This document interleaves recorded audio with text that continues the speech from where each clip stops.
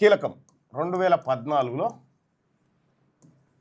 AP Telangana ఈ రెండు విడిపోయినాయి కదా. విడిపోయిన సమయంలో ఈ విద్యుత్ సంస్థలకు అప్పెంతుండే?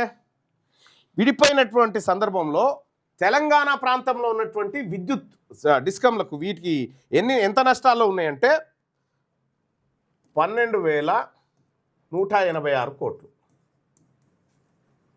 ఇంత నష్టాల్లో ఉండే. 12,186 కోట్ల నష్టాల్లో ఉండే. ఇవి కూడా లేకపోతుండే. కానీ 2004లో రాజశేఖర్ రెడ్డి గారు ముఖ్యమంత్రి అయిన తర్వాత వ్యవసాయానికి ఉచిత కరెంట్ అనేటువంటి నినాదం తీసుకున్న తర్వాత సో ఈ బకాయిలు పెరిగిపోయినాయి. ఇక్కడ ప్రస్తుతం ఏది ఇది 2014లో 2014 నాటికి ఇంత ఉంది. ఇప్పుడు 2025 వచ్చేసరికి ఈ విద్యుత్ సంస్థలు ఎంత అప్పుల్లోకి వెళ్ళిపోయినాయి అంటే 90,000 కోట్లు 90,000 కోట్ల అప్పుల్లోకి వెళ్ళిపోయినాయి, నష్టాల్లోకి వెళ్ళిపోయినాయి. అప్పుల్లో కంటే నష్టాల్లోకి వెళ్ళిపోయినాయి అని చెప్పొచ్చు. సో ఇక్కడ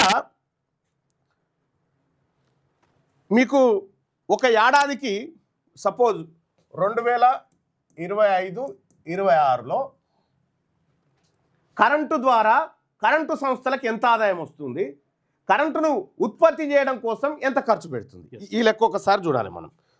ఆదాయం ఎంత? ఆదాయం ఏమో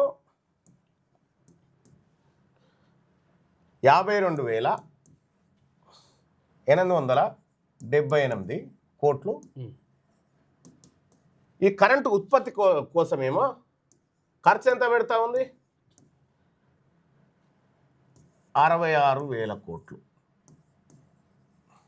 జీతాలు అన్ని నిర్వహణ అన్ని ఇవి అంటే ఒక 2025-26లోనే 13,122 కోట్లు లాస్ మైనస్. అంటే ఒక్క ఏడాదిలోనే గింత నష్టాలను ఎదుర్కొంటా ఉంది మన విద్యుత్ సంస్థలు. అయితే ఎక్కడి నష్టాలు?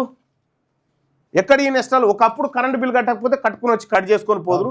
సరే ఇప్పుడు 200 యూనిట్ల వరకు ఏదో ఫ్రీ అంటారు, దాని కథాటు పెడితే ఈ నష్టాలన్నిటికీ కారణం ఎవరు అంటే ఎక్కడి నుంచి అంటే ప్రభుత్వం ఏం చేస్తుందంటే మీరు వ్యవసాయానికి ఇవ్వండి, మీరు గృహోపకరణాలకు సబ్సిడీలు ఇవ్వండి అని చెప్పి వీళ్ళ మీద ఒత్తిడి తెచ్చి వీళ్ళతోని విద్యుత్ సరఫరా చేపిస్తుంది. మరి విద్యుత్ సరఫరా చేసినంతగా వీళ్ళకి కడుతుందంటే కడతలేదు.